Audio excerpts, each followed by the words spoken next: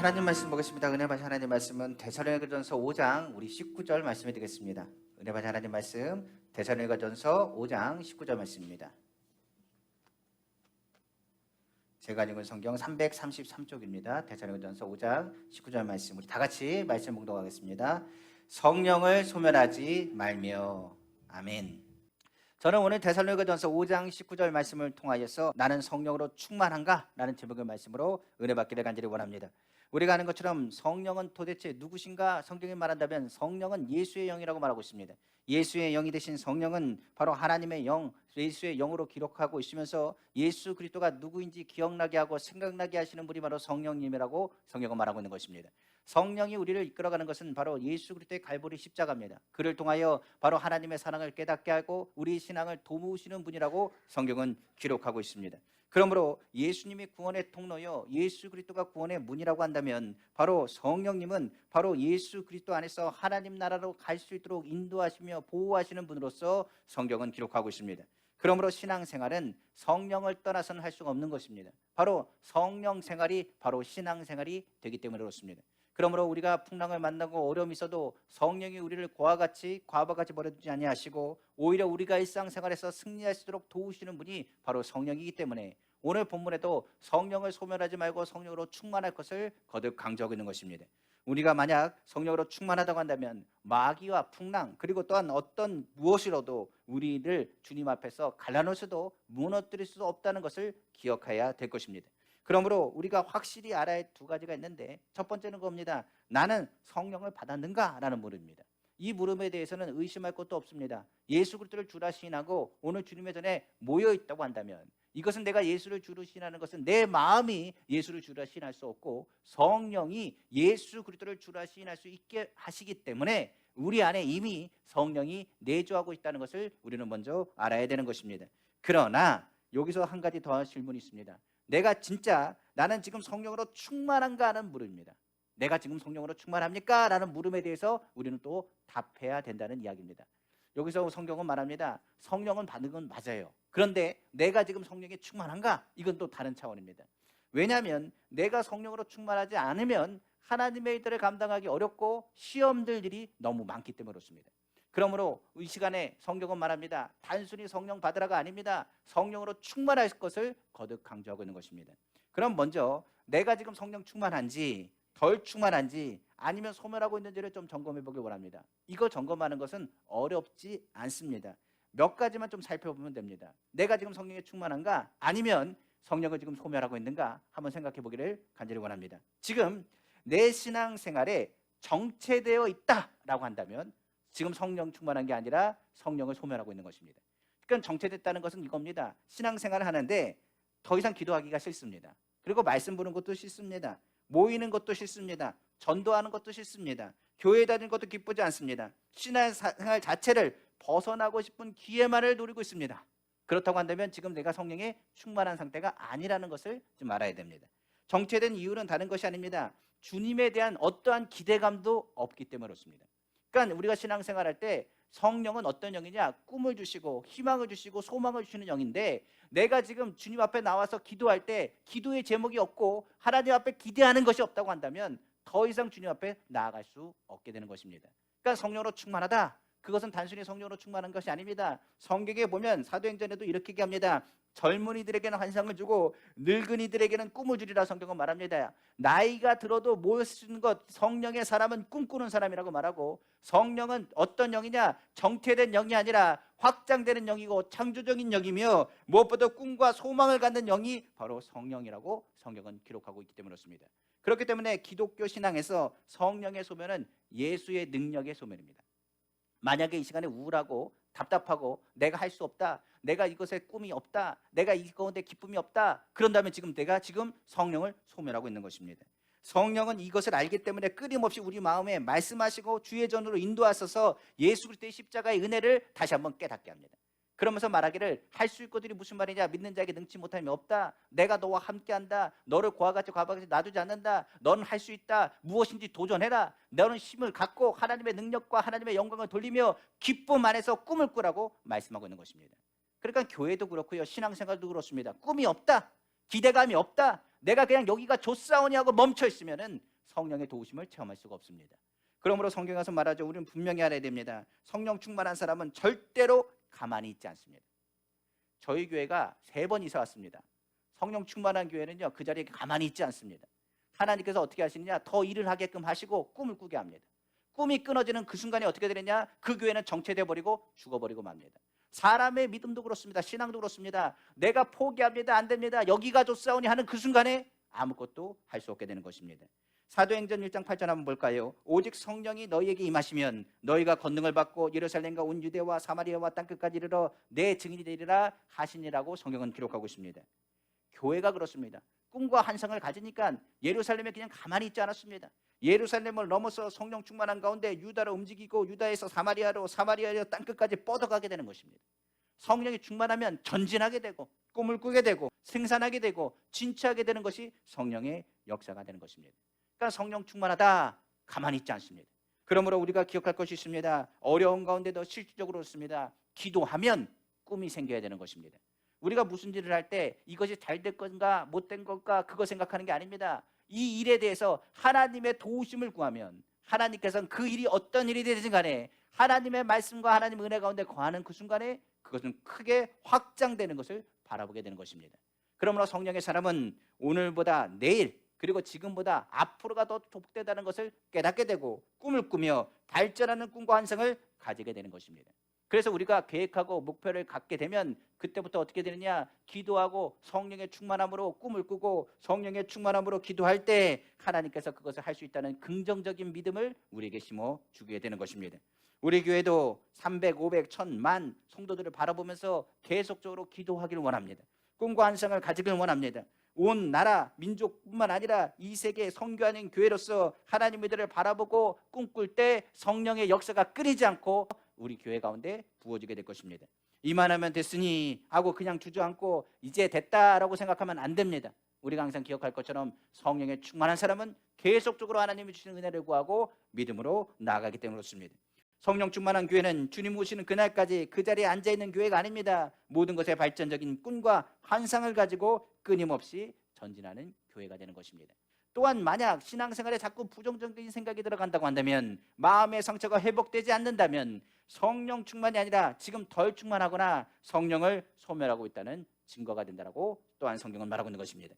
여기서 부정적인 감정이라는 것은 우리가 아는 것처럼 불평과 다툼과 미움과 원망과 분내는 것과 불의한 감정이라고 이야기합니다.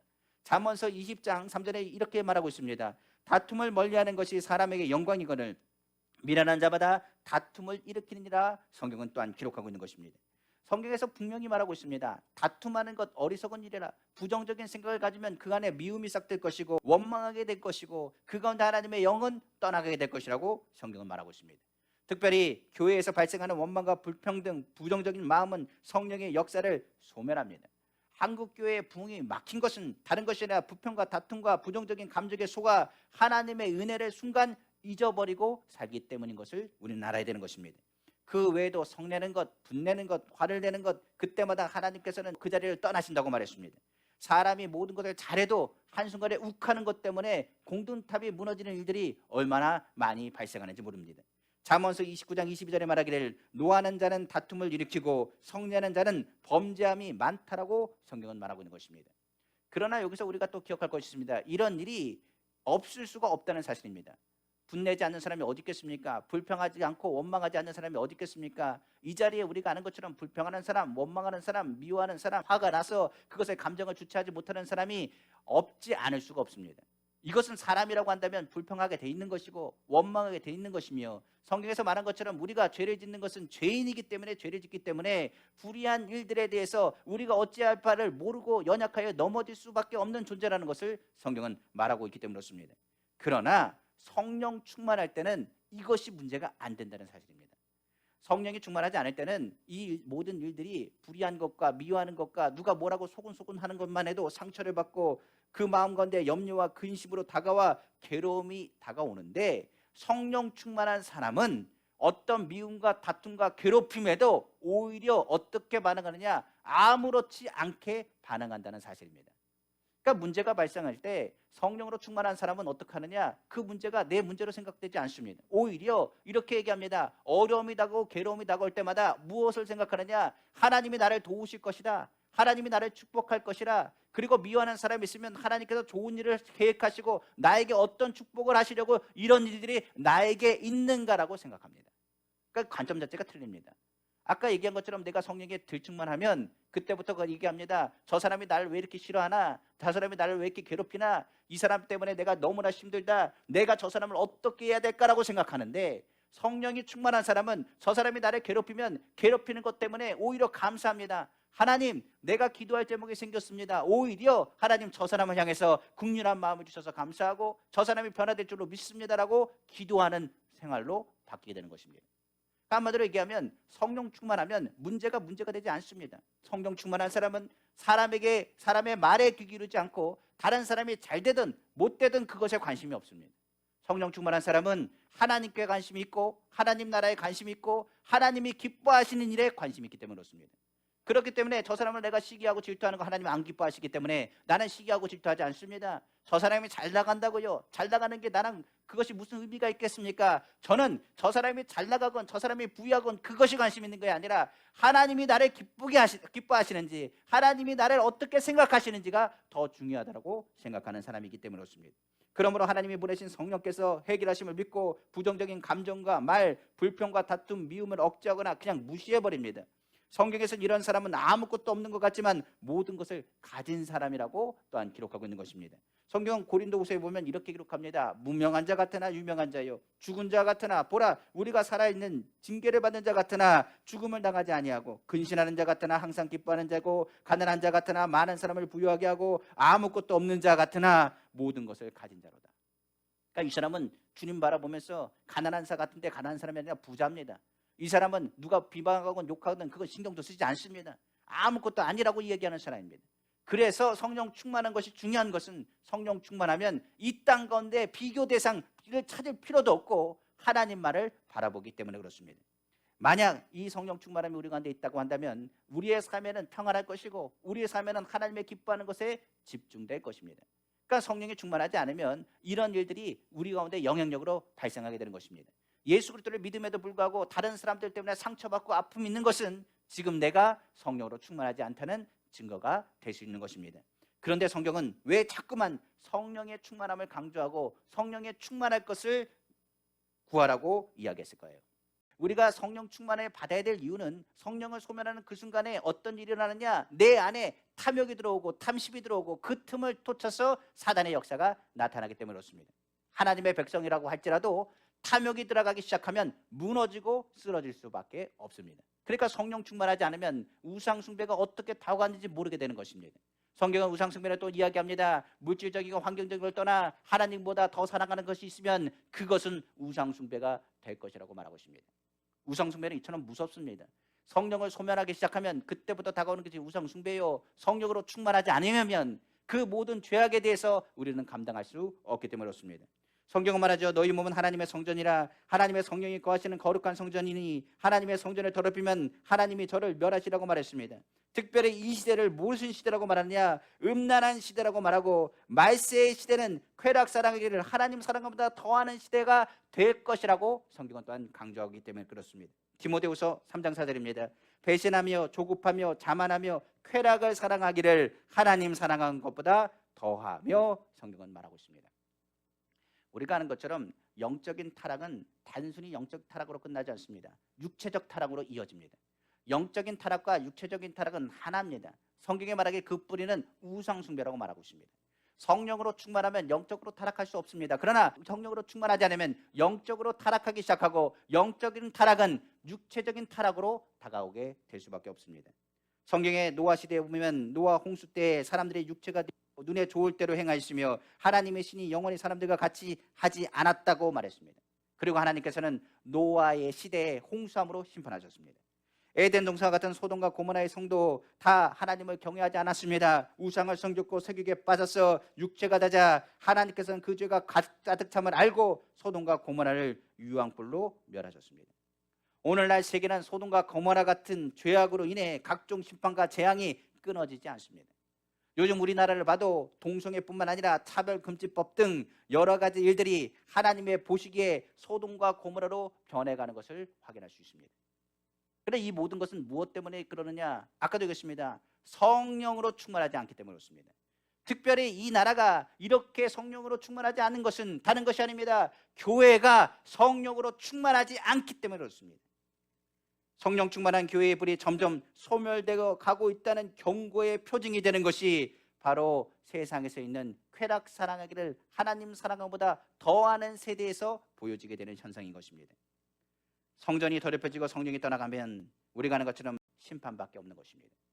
이 땅이 그래도 성령 충만한 사람들의 기도와 성령 충만한 교회의 부르짖음이 있기 때문에 하나님께서 심판하지 아니하시고 오히려 하나님께서 이 나라를 그나마 보호하시고 지키신다는 것을 깨달아 알아야 되는 것입니다. 그럼 우리에게 다시 묻습니다. 그럼 우리는 어떻게 해야 성령으로 충만할까요? 우리가 지금 우리 삶 가운데 성령이 얼마나 소멸되어 있는지 소진하고 있는지 우리는 잘 알지 못합니다. 왜 그러면 영적인 것이기 때문에 육적인 사람이 우리가 성령이 지금 소멸되고 있는지 그리고 어떻게 얼마나 정도 우리가 주님을 바라보고 의지하고 있는지를 우리가 가늠할 수 없기 때문에 그렇습니다. 그러나 지금 내가 소멸하고 있다는 것 그리고 내가 충만하지 않다는 것은 알 것입니다. 그러면 어떻게 우리가 성령으로 충만할까요? 저는 이 부분을 강하게 이야기하고 싶습니다. 성경은 말합니다. 먼저 성령 충만하기 위해서는 악한 세상의 영향권에서 벗어나야 한다고 성경은 말하고 있습니다. 도박 중독자가요 어떻게 하느냐? 도박하는데 앉아 있으면은 그러면서 말합니다. 나는 다시는 도박 안 할 거야.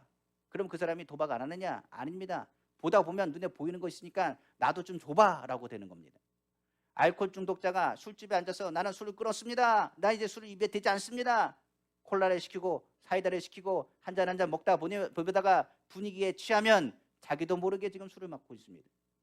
우리가 하는 것처럼 나는 화내지 않습니다. 나는 정직하게 바로 살겠습니다. 나는 똑바로 살겠습니다. 얘기하는 사람이 있습니다. 근데 얘기 들어보니까 이 사람도 정치를 하기 시작하면 얼마나 다른 사람이 되는지 그 사람은 예전과 다른 말과 다른 행동과 다른 생각들을 이야기한다라고 이야기하는 걸 제가 들었습니다. 사람이 변하는 것은요 사람이 어떤 상황이든지 간에 그 생각 가운데 그 세상 가운데 물들 수밖에 없는 것이 사람입니다.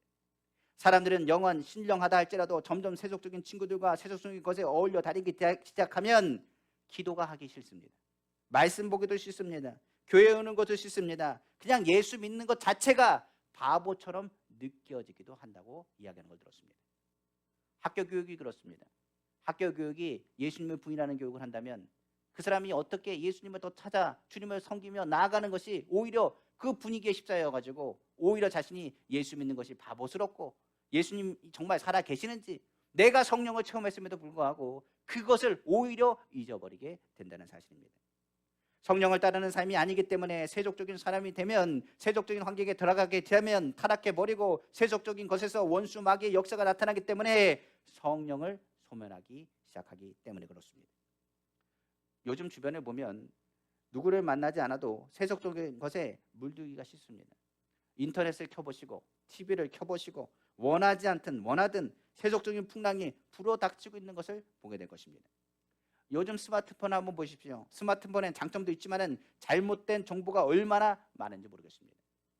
교회에 대해서 욕하는 이야기, 안티 기독교인들의 이야기들을 보면 검증되지 않은 이야기지만은 그 이야기가 들어갔을 때 한 번 듣고 두 번 듣고 세 번 듣다 보면 혹시 정말 그런 거 아니야 라고 생각하면서 교회에 대한 부정적인 생각을 갖기도 합니다.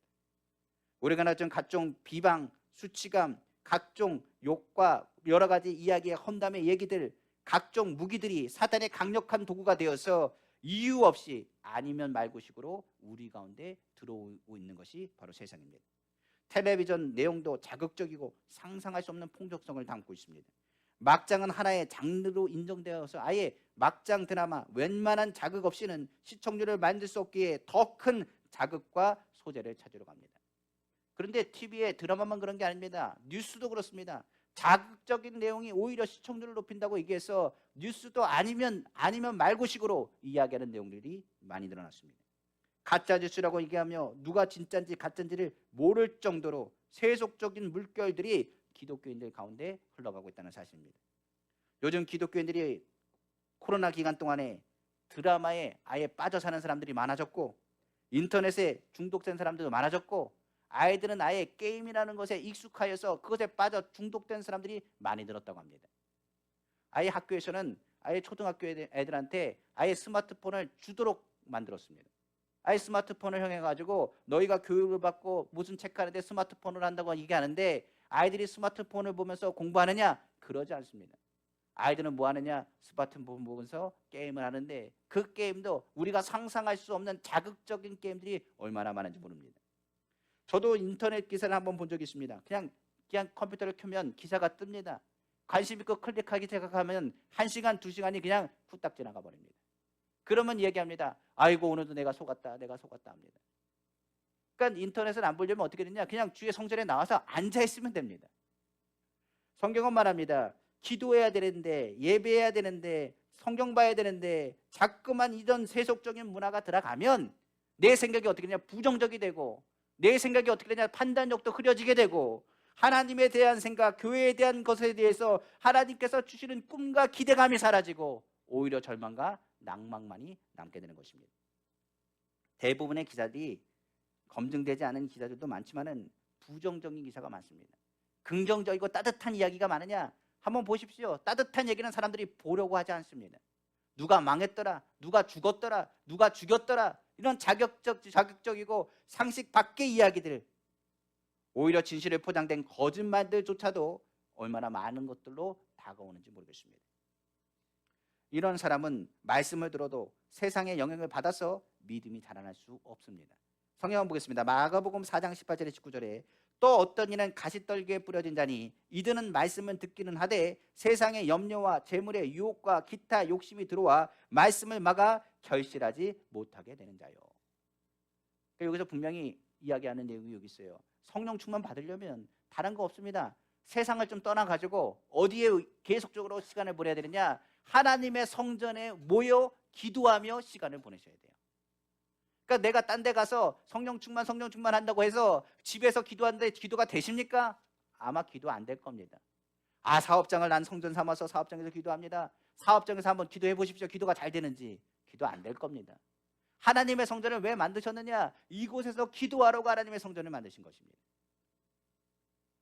교회에 딱 앉아 있으면요, 딴 생각 못 합니다. 그냥 성전에 있으면 이곳에서 뭐 하느냐? 기도하고 하나님의 말씀을 보고 집중해서 주님을 부르짖어 하나님을 찾을 수가 있습니다. 어떤 분은 얘기합니다. 아니 목사님, 세상을 향하여 빛과 소금을 역할을 감당하라면서요, 기독교인이 세상으로 뻗어나가는 게 맞지 않습니까?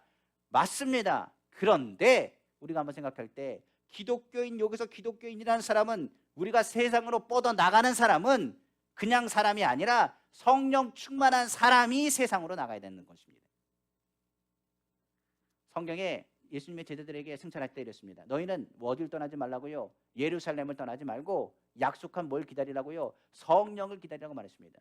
너희가 성령을 충만하지 않으면 너희는 뭐가 못 된다고요? 증인이 되지 못한다고 말했습니다. 너희가 세상에서 두려워서 세상 가운데 여러 가지 영향력을 받으면서 어떻게 주의 복음을 전하냐고 이야기하는 것입니다. 성령이 충만해야 어둠 가운데 빛을 비추고, 성령이 충만해야 그 가운데 하나님의 역사를 나타내죠. 그래서 저는 교회를 뭐라 그러냐? 충전소라고 말합니다.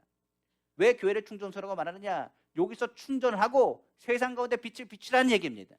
여기서 충전되지 않고 방전돼가지고 세상으로 나가면 어떠한 빛도 비칠 수가 없습니다.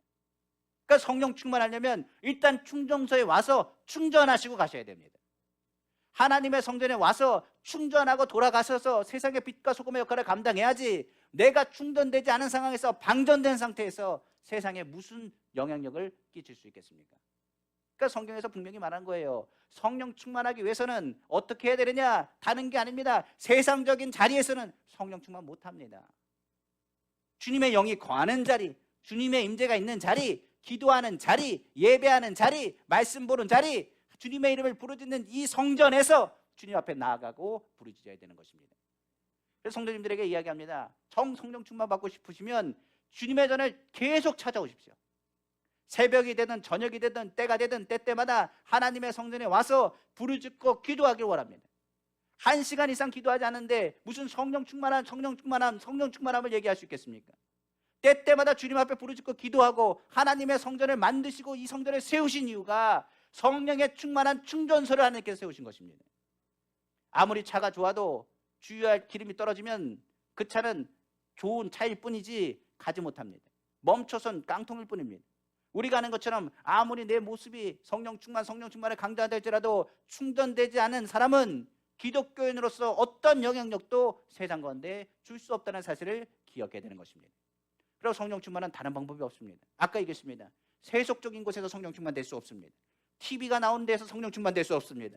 인터넷이 나오는 데서 성령 충만될 수 없습니다. 스마트폰을 옆에 끼고서 성령 충만될 수 없습니다. 세상에 있으면서 성령 충만 백날 떠들어봤자 성령 충만이 임할래야 임할 수가 없습니다. 성령은 온전히 하나님을 섬기는 성전에서 주님을 바라볼 때 충전될 수 있는 것입니다. 그럼 우리가 기억해야 됩니다. 어떻게든 하나님 아버지 새벽이 되든 저녁이 되든 내가 조금이라도 시간을 내서 주님의 전에 나와서 기도하십시오. 주님의 전에 나와서 시간이 없더라도 주의 전에 와서 주님 나 여기 왔습니다. 하나님 오늘 성령으로 붙잡아 주십시오. 그 말 한마디라도 하고 돌아가십시오.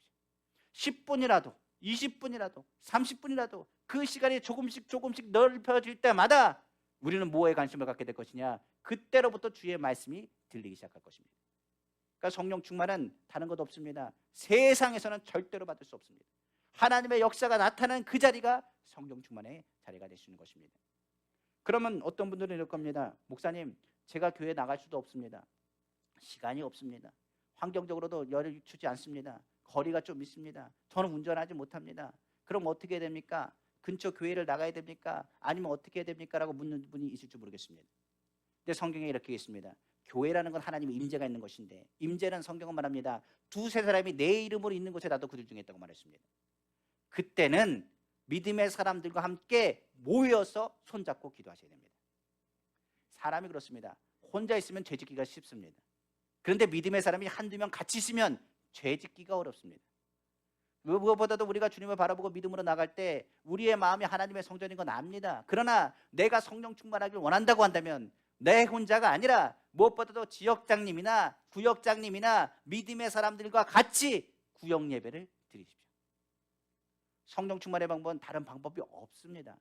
그 자리를 거룩한 장소로 만들든지 아니면 거룩한 장소인 성전에 와서 부르짖든지 다시 주님을 찾아야 된다는 사실입니다.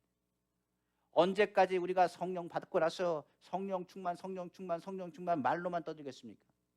우리가 개인적으로 성령 충만 받을 수 없습니다. 개인적으로 성령 충만 받으려면 주의 성전에 찾아와야 되는 것이고, 우리가 거룩한 장소가 되기 위해서는 거룩한 장소가 될 수 있도록 두세 사람이 모여서 하나님의 성전이 되어서 부르짖어 나가야 되는 것입니다. 성경 에베소서 5장 15절 18절에 말합니다. 그런즉 너희가 어떻게 행할지를 자세히 주의하여 지혜 없는 자 같이 하지 말고 오직 지혜 있는 자 같이 하여 세월을 아끼라. 때가 악하니라. 그러므로 어리석은 자가 되지 말고 오직 주의 뜻이 무엇인가 이해하라. 술 취하지 말라. 이는 방탕한 것이니 오직 성령으로 충만함을 받으라. 그리스도인들은 마지막 때가 언젠지를 압니다. 점점 갈수록 이제 주님의 때가 가깝고 종말의 때가 있는 것을 알 것입니다. 세월을 아끼라. 뭐라고 얘기했느냐? 때가 악하니라. 지금 악이 지배하는 시대, 어떻게 보면 세상 가운데 있는 어지러운 시대일지도 모르겠습니다. 방탕하는 걸 떠나 성령이 충만해야 된다고 성경은 기록하고 있습니다. 공부 잘하는 학생은 공부하기 전에 뭐부터 한다고요? 주변 정리를 깨끗하게 한대요. 그리고 나서 정리를 하고 공부에 들어갑니다. 일을 잘하는 사람은요, 일하기 전에 뭐부터 하는지 아십니까? 주변 세팅부터 합니다. 이것은 어디에 들어가고 뭐 들어가는 걸 이렇게 딱 일하기 편하게 세팅해 놓은 다음에 일을 시작합니다. 무슨 일을 하기 전에 마음을 정돈하는 건 굉장히 중요합니다. 그래야 그 다음에 일을 할 수 있기 때문에 그렇습니다. 성령 충만하기 위해서 예수의 피값으로 산 귀한 성전, 그리고 아니면 두세 사람이 모인 그 자리가 바로 세속을 떠나 하나님의 전이 되었을 때 하나님의 성령이 그 가운데 충전하듯이 우리 가운데 부어지게 되는 것입니다. 그리고 나면 어떤 일이 있느냐? 벗어나기를 성공하면 그때부터 하나님의 말씀을 채워야 됩니다. 뜨거워지기 시작할 때부터 가만히 있으면 안 됩니다. 성령 안에서 충전되는 그 순간부터는 하나님의 말씀을 봐야 된다는 생각이 자꾸만 들 것입니다. 그때부터는 놓치지 말고 주의 말씀을 보십시오. 하나님의 말씀이 나에게 무엇이라 말하는지 하나님의 말씀은 나의 자산이 됩니다. 말씀은 성령의 음성을 듣는 통로입니다. 성령과 만나는 장소가 성경 하나님의 말씀이라고까지 이야기합니다. 하나님의 말씀은 믿음을 주고 믿음은 들음에서 나며 모든 문제의 해결은 주의 말씀 가운데 있다는 것을 깨닫게 될 것입니다. 누가복음 4장 18절 19절에 주의 성령이 내게 임하셨으니 이는 가난한 자에게 복음을 전하게 하시려고 내게 기름을 부으시고 나를 보내사 포로된 자에게 자유를, 눈먼 자에게 다시 보게 함을 전파하며 눌린 자를 자유롭게 하고 주의 은혜를 전파하게 하려 하심이라 하였더라. 구역 예배를 드리고 기도하면서 그 자리에 주의 말씀이 선포되어지면 그 말씀 가운데 은혜를 받고 그 은혜 가운데 우리는 뭘 하게 되느냐? 하나님의 말씀에 순종하는 하나님의 사랑과 은혜를 체험하게 되는 것입니다. 성령 충만은 그리고 나면 무엇보다도 기도입니다. 아까 얘기한 것처럼 1시간 기도해도 되는 게 아닙니다. 우리가 매 순간순간마다 기도 시간을 조금씩 넓혀가시기를 간절히 원합니다. 예배 보기 전에도 기도하고 우리의 삶 가운데 주님과 동행하며 믿음으로 나아갈 때 성령의 충전의 역사가 나타나게 되는 것입니다. 그러므로 신앙생활의 승패는 성령님과의 교제 가운데 있습니다. 오늘 말씀드린 것처럼 성령 충만한 다른 방법 없습니다. 세상 속에 속하면 절대로 받지 못합니다. 성령 충만하도록 주님의 전을 찾길 원하고, 성령 충만하도록 주님의 모임을 갖길 원하고, 성령 충만하도록 말씀을 보길 원하고, 성령 충만하도록 기도하시는 우리 성도님 다 되시기를 다시 한번 주님의 이름으로 축원합니다.